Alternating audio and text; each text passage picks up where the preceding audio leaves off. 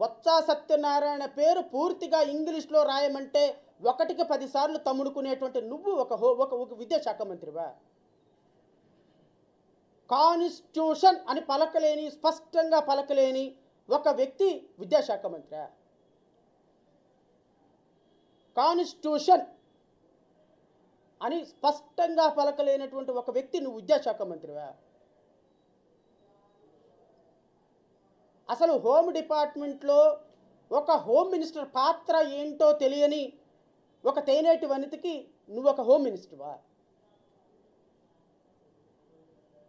ఒక ఫారెస్ట్ చట్టాల గురించి లేకపోతే ఇంకొక దేని గురించి అవగాహన లేని ఒక జబర్దస్తులో వేషాలు వేసుకునేటువంటి ఒక నటి ఎప్పటికీ కూడా తిరుమల తిరుపతి దేవస్థానంలో టికెట్లు అమ్ముకొని దాన్ని కూడా సొమ్ము చేసుకునే కొబ్బరికాయల చిప్పలు కూడా అమ్ముకునేటువంటి ఒక మంత్రి ఆవిడ ఒక టూరిజం శాఖ మంత్రి.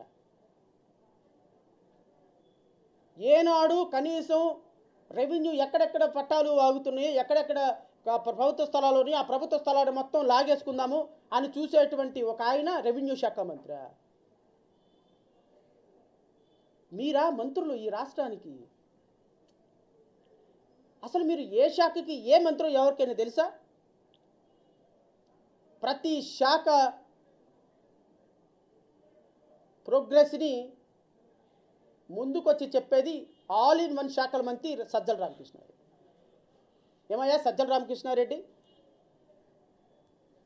What is your qualification?